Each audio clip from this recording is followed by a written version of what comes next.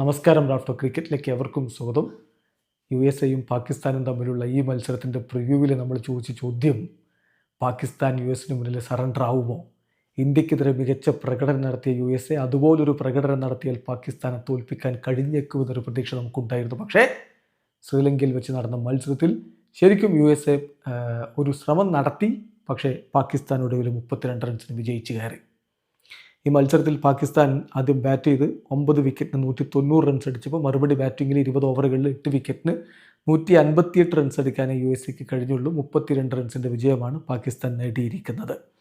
പാകിസ്ഥാൻ്റെ ബാറ്റിങ്ങിൽ 2-3 പേരുടെ സംഭാവനയാണ് അവരെ ഈ ഒരു സ്കോറിലേക്ക് എത്തിച്ചത്. മറ്റുള്ളവർക്കൊന്നും വലിയൊരു സ്കോർ അടിക്കാൻ പറ്റിയിട്ടില്ല എന്നുള്ളതാണ് യാഥാർത്ഥ്യം. സൈം അയ്യൂബും ഷഹീസാദ ഫർഹാനും ചേർന്നുള്ള ഓപ്പണിംഗ് കൂട്ടുകെട്ട് മികച്ച രൂപത്തിൽ തന്നെയാണ് തുടങ്ങിയത്. 6ാമത്തെ ഓവറിൻ്റെ തുടക്കത്തിൽ സൈം അയ്യൂബ് മടങ്ങുമ്പോഴേക്കും അവർ 50 റൺസിലേക്ക് എത്തിയിരുന്നു. 17 പന്തിൽ നിന്ന് ഒരു 4ഉം 2 6ഉം അടക്കം 19 റൺസാണ് സൈം അയ്യൂബ് നേടിയതെങ്കിൽ ക്യാപ്റ്റൻ സൽമാൻ അലി ആകെ വന്നതും പോയതും ഒപ്പമായിരുന്നു. 3 പന്തിൽ നിന്ന് 1 റൺസാണ് അയാൾ അടിച്ചത്. ബാബർ അസം പതിയാണ് മുന്നോട്ട് പോയതെങ്കിലും പിന്നെ ഒരു 6ഉം കുറച്ച് ബൗണ്ടറികളൊക്കെ അടിച്ചു. 32 പന്തിൽ 46 റൺസ് അടിച്ച് മുന്നോട്ട് പോകവേ മുഹമ്മദ് മോസിൻ്റെ പന്തിൽ മിലിന്ദ് കുമാറിൻ്റെ ഒരു സൂപ്പർ ക്യാച്ചിൽ പുറത്തായി. 32 പന്തിൽ 46 റൺസ്. അതേസമയം ഷഹീസാദ ഫർഹാനായിരുന്നു പാകിസ്ഥാൻ്റെ തുറുപ്പ് ചീട്ട്. 41 പന്തിൽ 6 4ഉം 5 6ഉം അടക്കം 73 റൺസാണ് അദ്ദേഹം അടിച്ചത്. മുഹമ്മദ് നവാസ് 5 റൺസുമായിട്ട് മടങ്ങി. ഫഹീം അഷ്റഫ് 4 റൺസ്. ഉസ്മാൻ ഖാന് റണ്ണൗട്ടായി ഡെക്കായിട്ട് പോയി. അങ്ങനെ നിൽക്കവേ ഷദബ് ഖാനാണ് യഥാർത്ഥത്തിൽ പാകിസ്ഥാൻ ഒരു അവസാന ഘട്ടത്തിലൊരു മൊമെൻറ്റം കൊടുത്തത്. 12 പന്തിൽ നിന്ന് 4 4ഉം 1 6ഉം അടക്കം അദ്ദേഹം 30 റൺസാണ് അടിച്ചത്. ഒടുവിൽ അദ്ദേഹം 19ാമത്തെ ഓവറിൽ മടങ്ങി പോവുകയായിരുന്നു. ഒടുവിൽ ഷൈൻ ഷാ അഫ്രീദിയുടെ ബാറ്റിൽ ഒരു 6റൊക്കെ പറഞ്ഞു. 4 പന്തിൽ 9 റൺസാണ് അദ്ദേഹം നേടിയത്. അങ്ങനെ ഒരുവിധം പാകിസ്ഥാൻ ഒരു ഘട്ടത്തിൽ 200 കടക്കുമെന്ന് തോന്നിച്ച ടീം ഒടുവിൽ 190 റൺസിലേക്ക് എത്തി. മറുപടി ബാറ്റിങ്ങിൽ അമേരിക്ക മികച്ചൊരു തുടക്കമിടുക എന്നുള്ളത് അനിവാര്യമായിരുന്നു.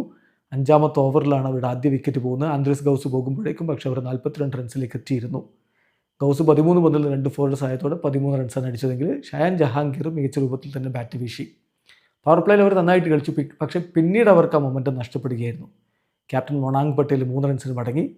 ഷായൻ ജഹാംഗീർ 34 പന്തിൽ 5 4ഉം 2 6ഉം അടക്കം 49 റൺസാണ് അടിച്ചത്.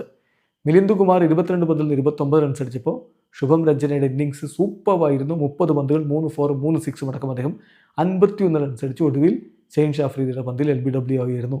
സഞ്ജയ് കൃഷ്ണമൂർത്തി ഡെക്കായി. Harmeet Singh 6 runs. Mohammad Mohsin duck. Shadley van ഷാക്വിക്കും അതുപോലെ ഇഹ്സാൻ ആദിലും അവസാനം പുറത്താകാതെ ഓരോ റൺസുമായിട്ട് ക്രീസിൽ ഉണ്ടായിരുന്നു. ഏതായാലും 20 ഓവർ പൂർത്തിയാകുമ്പോൾ 8 വിക്കറ്റ് 158 മാത്രമാണ് USA അടിക്കാൻ പറ്റിയത്. ഉസ്മാൻ താരിഖ് മികച്ച ബൗളിംഗാണ് പാകിസ്ഥാന് വേണ്ടി പുറത്തെടുത്തത്. 4 ഓവറിൽ 27 റൺസിന് 3 വിക്കറ്റ്.